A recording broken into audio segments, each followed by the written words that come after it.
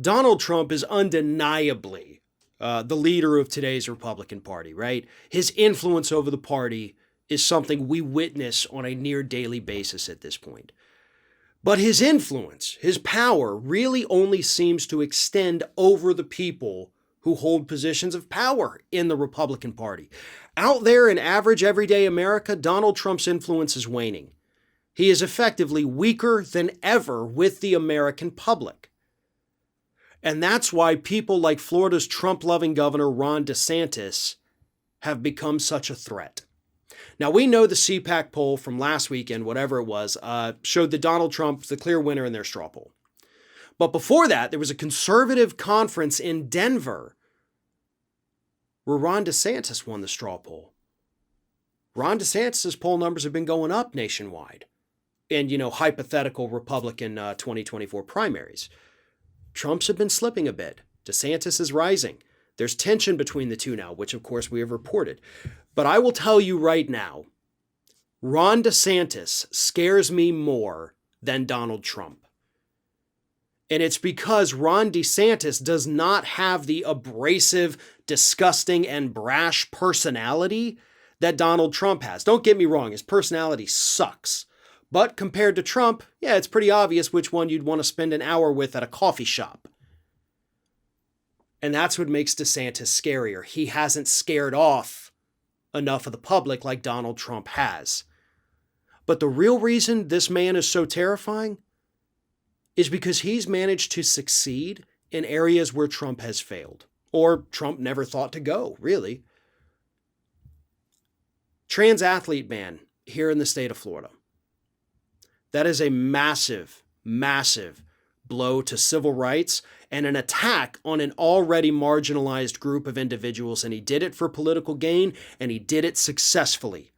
Now, whether or not that holds up in the courts is a different story. I unfortunately do believe that this one does have the power. If it goes to the right-wing courts, I believe it will be upheld. And that is very sad and very unfortunate and outright disgusting, to be honest with you. Then you have his other pieces of legislation. You have his voter suppression bill.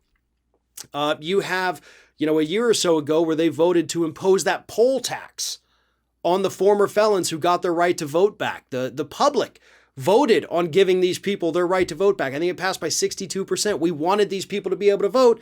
The Republicans in Congress that control the state of Florida, including Ron DeSantis as our governor, said, nope, let's make sure they have to pay back any and all court fees, court fines, restitution, whatever it is, before they can vote. It is effectively a poll tax.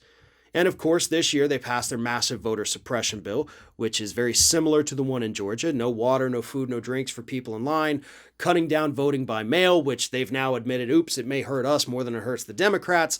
So that's a horrible thing. His social media fines, passed the piece of legislation, fining social media companies over $100,000 a day if they block a politician from their platform. Now, that's not going to hold up in court. That one's very obviously not going to hold up in court. But he still did it.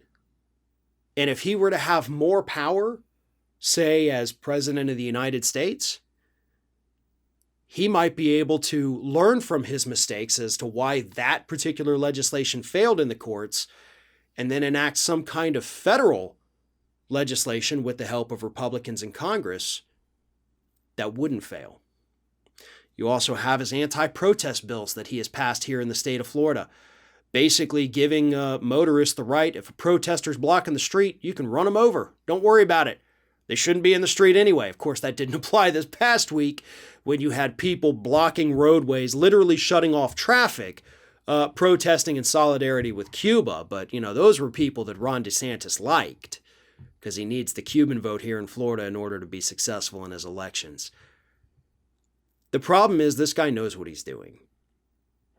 He knows how to work a crowd just like Donald Trump, but unlike Trump, he hasn't turned them off either. Trump's appeal was very niche. Ron DeSantis could appeal to the center. He could appeal to the moderates. He knows exactly what he's doing. He has passed some of the most oppressive legislation in this country, even though some of it was designed to fail.